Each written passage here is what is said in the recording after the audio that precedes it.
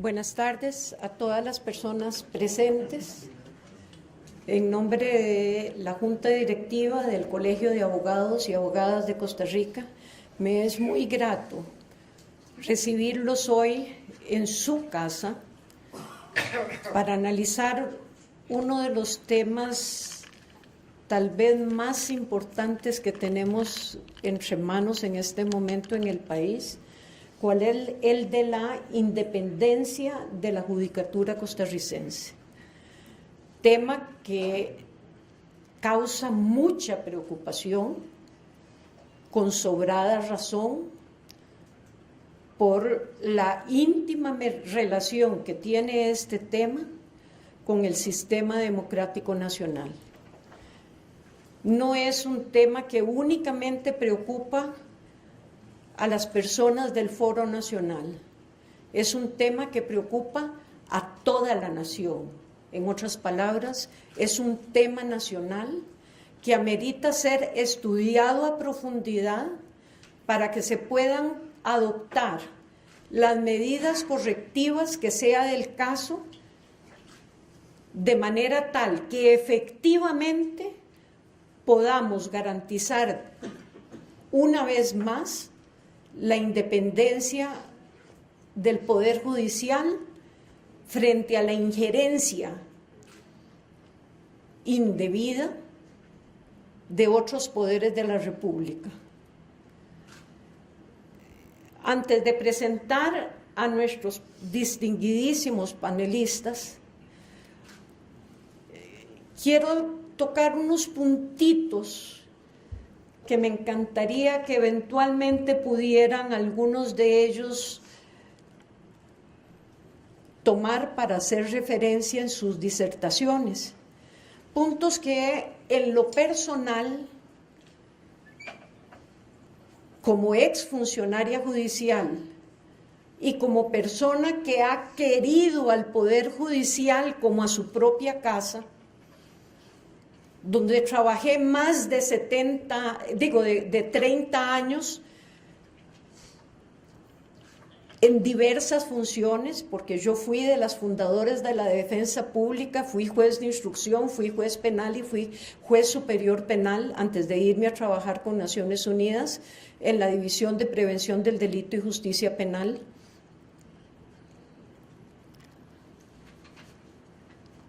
Hay que tocar estos temas sí o sí. Y aquí veo entre nosotros al exdiputado y excontralor Alex Solís, que está promoviendo también una reforma a la Constitución, y espero que pueda tomar nota humildemente de estas sugerencias que voy a dar, porque son temas que se deben de revisar. La comisionitis. La comisionitis es la cantidad impresionante de comisiones en las que están nombrados muchos de los magistrados de la Corte Suprema de Justicia, que los alejan de la función constitucional que tienen, cuál es la de la judicatura, la de juzgar los casos sometidos a su jurisdicción o a su despacho. La comisionitis es una. Me encantaría saber qué nos puede decir don Perfecto Andrés Ibáñez si ese tipo de actividades son permitidas o son ejercidas también en el Supremo Español. El segundo es el nombramiento de letrados y letradas, parientes de diputados, como valga la ocasión, como letradas de magistrados y magistradas en la Corte Suprema de Justicia. Valdría la pena hacer un estudio de cuántas letradas y cuántos letrados están hoy desempeñando funciones y cuyos nombramientos fueron hechos poco tiempo después, ya sea del nombramiento de la persona a la cual sirven o del nombramiento o de la reelección de esa persona en el cargo que ostentan. Lamentablemente conozco muchos casos de esos, y también no solo el nombramiento de esas personas letradas, sino también de algunos otros parientes de diputadas y diputadas en la Asamblea Legislativa que tal vez no tienen hijos, pero sí tienen un parientillo o parientilla por ahí que pueden colocar después de que el magistrado o la magistrada ha sido nombrada. En tercer punto, ese nombramiento no solo va de hijos de magistrados, de hijos de letrados, hacia puestos del Poder Judicial tan importantes como son los de los letrados y las letradas, sino también va de hijos e hijas de magistradas que pasan a ostentar puestos en el Poder Ejecutivo o en el Poder Legislativo con el advenimiento de nuevos gobiernos. No estoy diciendo, y vean que llamo la atención a eso, no estoy diciendo que esos nombramientos se hagan en personas que no tengan las capacidades eventualmente para ostentar dichos cargos. Y que quede bien claro eso, yo no estoy afirmando que esas personas sean incompetentes. Lo que estoy afirmando es que es absolutamente inconveniente para la independencia judicial y que debe revisarse ese punto.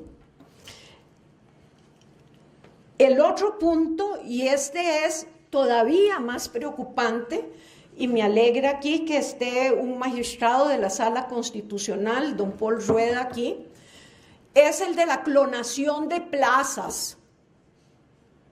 Por Dios, pellizquémonos, ¿es eso constitucional? ¿Permite nuestra constitución política y la legislación vigente clonar plazas en las salas de la Corte Suprema de Justicia? Después de dejar estas preguntitas en el aire, que ojalá de verdad, ya sean los propios panelistas o algunas de las personas que están aquí presentes en la audiencia, voy a permitirme presentar a las personas que nos acompañan en la mesa principal. Quiero presentar al diputado Jorge Arguedas Mora de la Asamblea Legislativa, diputado que coauspicia la organización de esta actividad. Al doctor Perfecto Andrés Ibáñez, magistrado emérito en la Sala Segunda de lo Penal del Tribunal Supremo de España. Al doctor Walter Antillón Montealegre, profesor emérito de la Facultad de Derecho de la Universidad de Costa Rica, y a la máster Rosaura Chinchilla Calderón, jueza de la República y coordinadora de la Maestría en Ciencias Penales de la Universidad de Costa Rica. Dejo en el uso de la palabra al doctor Perfecto Andrés Ibáñez. ¿No? Bueno, perdón, sí, al diputado Jorge Arguedas. Disculpen por el lapsus. Diputado, tiene que venir aquí porque se está grabando. Buenas noches a todos los amigos y amigas que tengo el privilegio de que nos acompañen hoy y que, como ustedes comprenderán, lo mío es muy breve. Yo soy técnico en telecomunicaciones, entonces este panel que dichosamente la historia me ubicó en una diputación, pero antes que diputado, dirigente sindical del ICE durante toda mi vida, defendiendo la institucionalidad de este país, y creo que una preocupación muy válida, y ya con la experiencia de diputado, tuve la dicha, el privilegio de contar con dentro del partido con un militante como Walter Antillón, y también además de darle la bienvenida a un perfecto Andrés Ibáñez, creo que el despacho mío ha servido de correa de transmisión para que haya una ley más seria, porque hay varias leyes dentro de la corriente legislativa muy light, digo yo, porque tocan muy superficialmente el tema.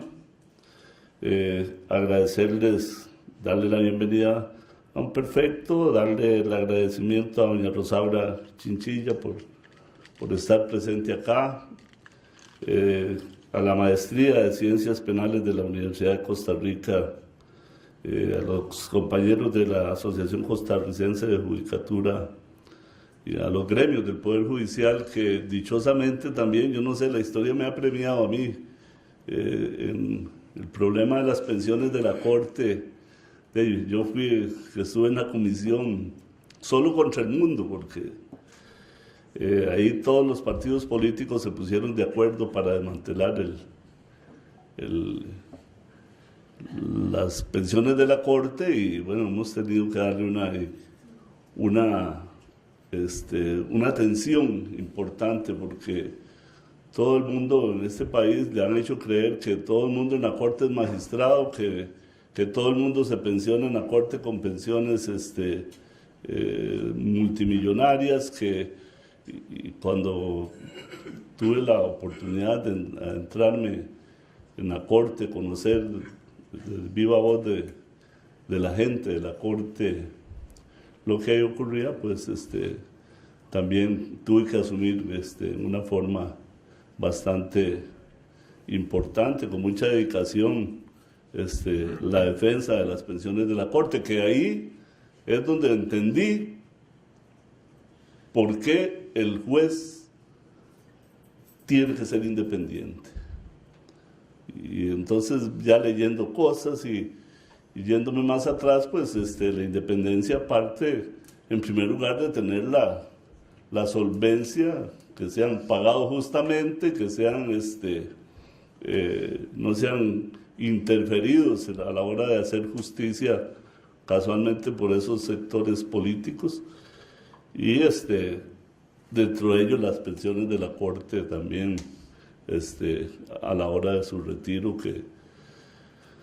que me pareciera muy justo que estuviera dentro de todo ese enjambre de cosas para que el juez pueda dictar la justicia. Yo les decía a los compañeros de la Corte que yo toda la vida he sido, estaba denunciando la corrupción, y tengo experiencias pero muy negras respecto a la reiterada, se engavetaban las denuncias, pero personalmente, por tener la osadía de denunciar, también fui demandado muchas veces penalmente, y donde tuve más éxito fue en la Corte Suprema de Justicia, en los tribunales, ¿verdad? Entonces, llegué a la conclusión de que cuando una sociedad deja de creer en el Poder Judicial, esa sociedad va de pique. Va de pique porque ya se queda prácticamente sin ninguna posibilidad de denuncia, de que haya justicia. Entonces, me tocó ser correa de transmisión en la Asamblea Legislativa. Está lleno de abogados. No habíamos abierto nuestros despachos cuando ya estaba la fila de gente, de abogados, de gente del Poder Judicial y fuera del Poder Judicial, tocándonos la puerta buscando el voto. Para una cantidad que está ahí, haciendo una presa, la Asamblea Legislativa de gente, para magistrados suplentes, para magistrados. Y eso me llevó a mí a una conclusión también bastante deprimente, es decir, la forma en que llegan, es decir, casi escondidas, a hurtadillas, pidiéndole el voto, y decirles uno, mire, yo soy uno y mi fracción somos 9, pero si usted no tiene el voto de Liberación Nacional, que son 18 y votan en bloque por el mismo, entonces no. Entonces esa situación tuvimos la dicha desde mi despacho de que compañeros nuestros, yo vivo orgulloso de que mi hija sea abogada, pudieran trabajar con don Walter en un proyecto que es eso, un proyecto donde podamos hacerle reformas, donde podamos lograr que verdaderamente la independencia de la judicatura sea una realidad. Y yo, bueno, creo que ya ese es el producto máximo para mí como diputado. Repito, soy técnico en telecomunicaciones, entonces era nada más pues hacer una evaluacióncita, darle las gracias a todos los que han asistido, al Colegio de Abogados principalmente por abrir el espacio. Yo creo que ese papel que tiene que jugar el Colegio de Abogados, el papel que tiene que jugar hoy los abogados discutiendo este tema, es fundamental. Y olvidarnos de la parte política. La parte política cada vez va a ser más escabrosa. Cada vez la Asamblea Legislativa va a ser más diversa en las próximas elecciones. Entonces yo no veo, y quisiera, y ese es mi sueño, de que nunca más un político elija un magistrado en la Corte Suprema de Justicia. De ahí que el proyecto yo creo que tiene esa dirección y disculparme un poco porque me extendí, pero de verdad que más que la defensa del ICE, más que la defensa de la Caja, más que creo que la independencia de los jueces a la hora de dictar sentencia, a la hora de sus nombramientos, tiene que darse en este país para recuperar la democracia. Muchas gracias. Quiero invitar al maestros de generaciones de costarricenses. Me enorgullezco de haber sido una de sus primeras alumnas, don Walter, a que haga uso de la palabra. Por favor, acompáñenos.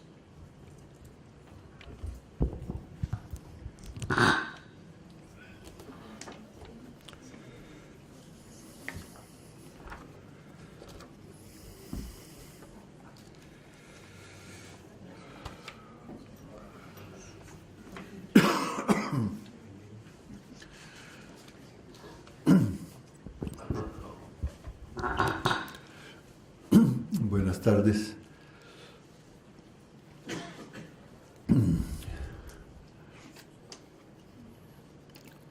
Gracias.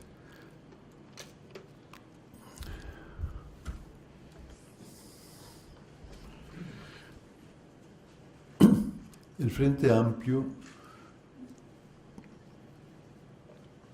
ha elaborado un proyecto que tiene dos objetivos. Uno, sacar a la Asamblea Legislativa y detrás de la Asamblea Legislativa a las cúpulas políticas del gobierno judicial. Es decir, eliminar completamente esa injerencia directa y a veces grosera de los politiqueros en el asunto de la justicia. Y en segundo lugar, devolverle al país un cuerpo de magistrados para que se ocupen de administrar la justicia.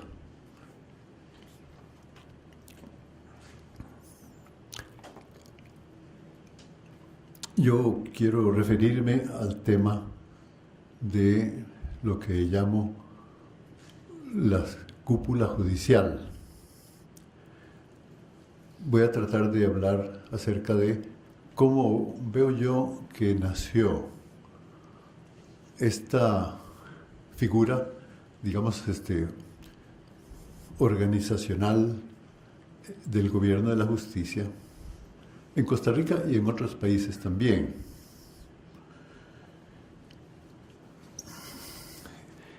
El oficio del juez, impartir la justicia, hacer justicia, descrito por la doctrina y fijado en las constituciones y en las leyes, es uno de los más delicados y a la vez de los más valiosos entre los quehaceres humanos, y por eso requiere del operador las más altas cualidades, sensibilidad e imaginación, moldeadas por una sólida formación ética y jurídica en un entorno institucional de garantía de la más completa independencia. Cada juez, en cada sentencia, agota por sí solo la función jurisdiccional y asume toda la responsabilidad por su ejercicio. Por ello, sus funciones son, por su misma esencia, incompatibles con estructuras jerárquicas. Y es por eso que podemos hablar de una titularidad y un ejercicio del Poder Judicial que corresponden a cada juez de la República y no a un órgano central distinto. En esto es en lo que la función judicial difiere sustancialmente de todas las otras funciones del Estado. En efecto, el análisis cuidadoso del aparato estatal nos revela que, a diferencia de la Asamblea Legislativa, que es jurídicamente una y única, titular del Poder Legislativo por delegación popular, dice el artículo 105 de la Constitución, y a diferencia del Presidente de la República con su ministro del ramo, que es el dúo titular del Poder Ejecutivo por delegación popular también, según el artículo 130, el ejercicio del Poder Judicial o potestad jurisdiccional está a cargo de cientos o a veces de miles, según el país, de órganos titulares, todos ellos titulares. Artículo 152 de nuestra Constitución, que dice: el Poder Judicial se ejerce por la Corte Suprema de Justicia y por los demás tribunales que establezca la ley. O sea, es un ejercicio del juez pequeño, de cualquier juez. Y a diferencia de la organización vertical de la administración pública, el gobierno judicial tendría que consistir, por la naturaleza de la función a su cargo, en más bien una coordinación de la pluralidad de órganos yuxtapuestos, independientes entre ellos y libres de todo vínculo jerárquico en el desempeño de sus tareas, cada uno enteramente responsable de sus actos. Estas son cosas que sabemos ahora, gracias a la reflexión teórica dogmática sobre la organización y el proceso judicial y sobre la función judicial. Dicha reflexión, apoyada en los esbozos políticos de Locke y Montesquieu, se inicia en Europa a partir de la segunda mitad del siglo XIX con las obras de Bluntschli, Lavant, Jelinek y otros juristas. Y naturalmente que Napoleón Bonaparte, quien gobernó antes que ellos, o sea, de 1800 a 1814, no estaba en posición ni en capacidad de comprender esto. Entonces, siguiendo su instinto autoritario, Napoleón constriñó a los jueces dentro de una estructura jerárquica piramidal, semejante a la de la administración pública, que en el fondo era esencialmente la misma de las Fuerzas Armadas. Y así fue como la estructura estranguló a la función.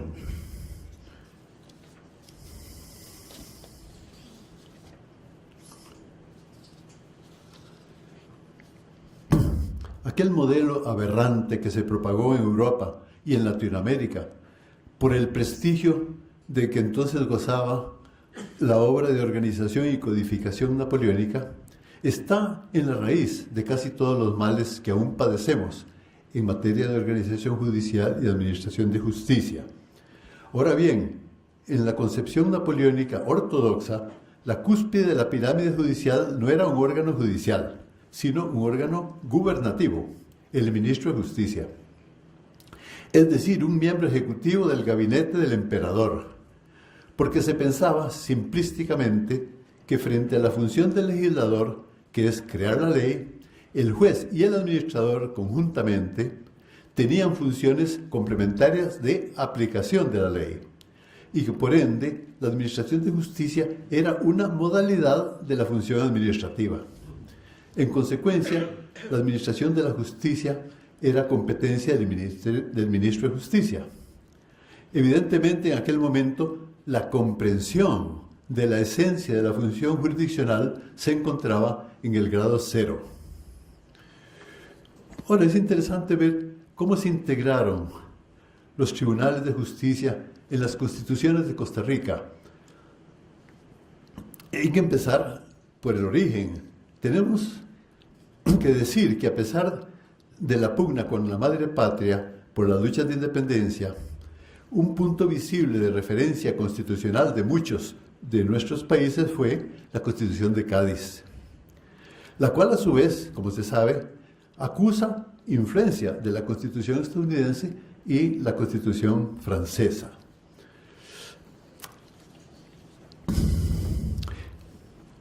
En la Constitución de la República Federal de Centroamérica de 1824, los miembros de la Corte Suprema son escogidos mediante elección popular, mientras que los demás jueces son nombrados por el presidente de la República, de las ternas que le presenta la Corte.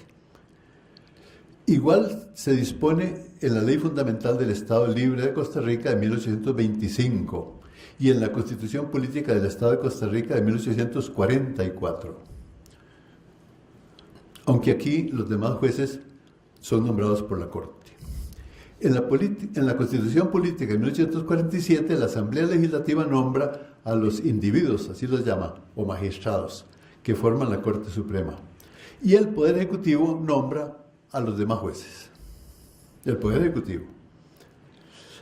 Mientras que en la Constitución de 1848 se dispone lo mismo para el nombramiento de los miembros de los ministros jueces de la Corte, pero se delega en el legislador definir quién nombra a los demás jueces. La Constitución Política de 1859 dispone que los magistrados de la Corte son nombrados por el Congreso, que en ese tiempo era bicameral, y por su lado, a la Corte Suprema se le otorga la potestad de nombrar a los demás jueces. Este es el momento histórico en que la Corte Suprema de Justicia asume la figura de cúspide gobernante de todo el sistema. Porque a partir de allí, exactamente lo mismo disponen la efímera Constitución de 1869 y la propia Constitución de 1871, que es famosa por su longevidad y por haber servido de base a la Constitución actual. Como podemos ver, es el modelo adoptado en 1859 el que prevalece hasta la fecha. Ahí se implantó la distinción entre magistrado y juez, tomado de la Constitución de Cádiz, y que rige en España hasta hoy, pero con un sentido diferente al que tiene en Costa Rica. Ahí también tiene inicio la subordinación institucional entre la Corte y la Asamblea Legislativa, así como la relación piramidal entre la cúpula formada por los magistrados y la base estratificada formada por los restantes jueces. Y también ahí, en ese modelo, se presenta la aparente igualación entre el presidente de la República y sus ministros, los diputados de la Asamblea y los magistrados de la Corte, bajo la denominación común de miembros de los supremos poderes. En la configuración de este sistema podemos decir que en varios aspectos los constituyentes y legisladores del siglo XIX y de buena parte del XX sucumbieron ante algo que solo era un puro espejismo.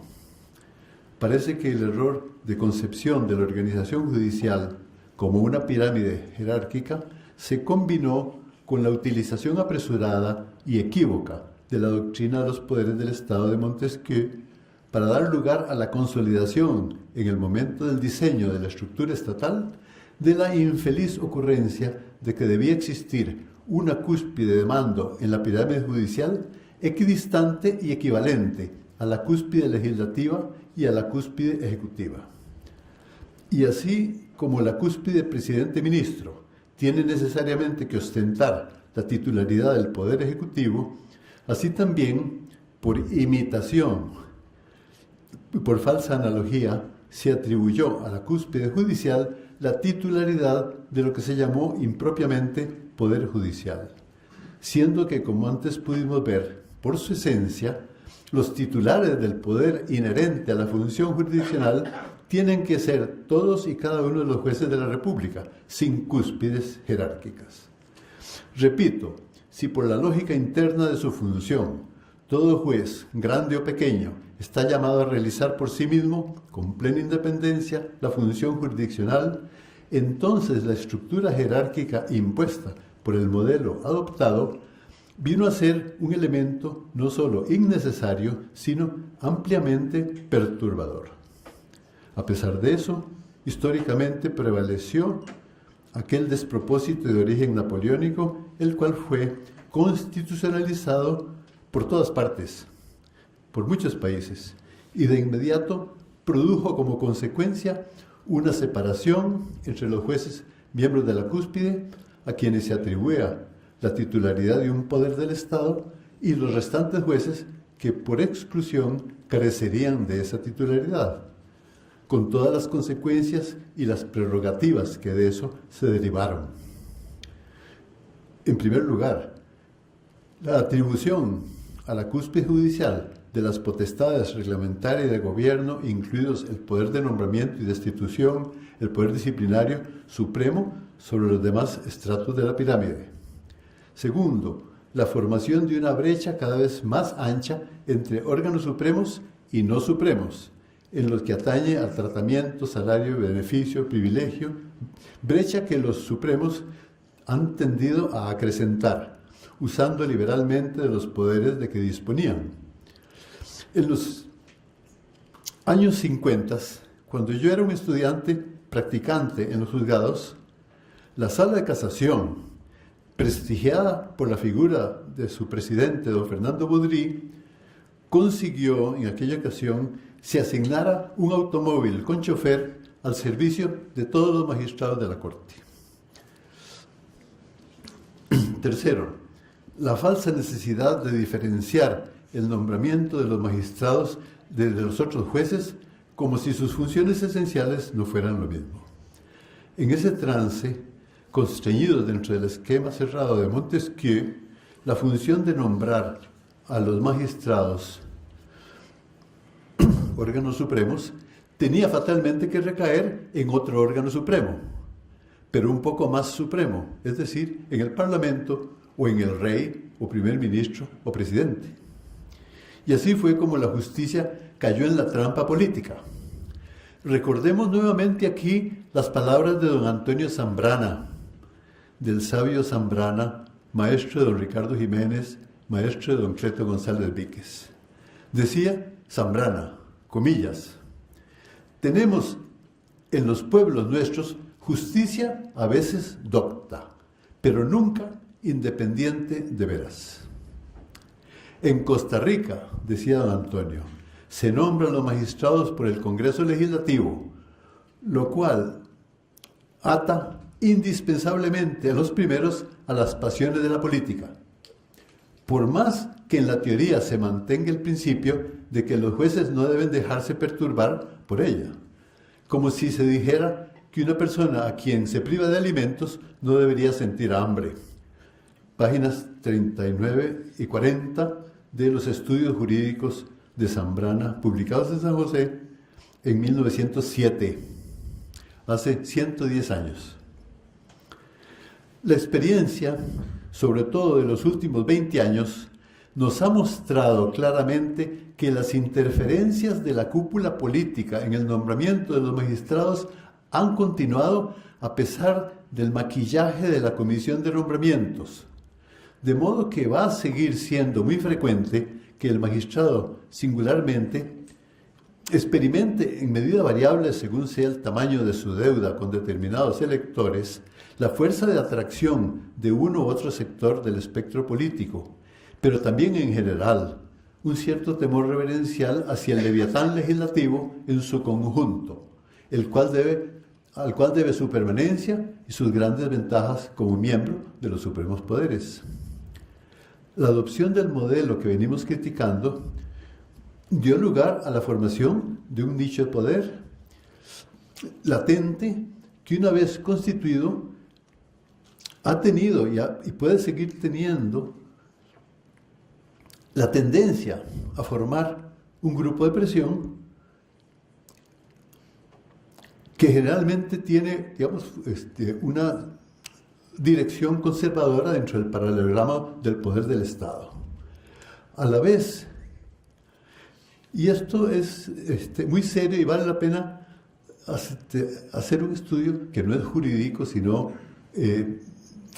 psicosocial y sociológico, la expectativa que a los jueces de base, a todos los jueces, les ofrece la presencia en Costa Rica, bueno, y en otros países también, de un estrato superior al cual se llega por la magia del nombramiento político y que conlleva una considerable diferencia salarial, amplias, suntuosas oficinas, secretariado, automóvil con chofer, letrados, gasto de representación, facilidad de viajar al exterior con gastos pagos, moverse en los estratos superiores del poder y al final la perspectiva de una jugosa pensión de retiro.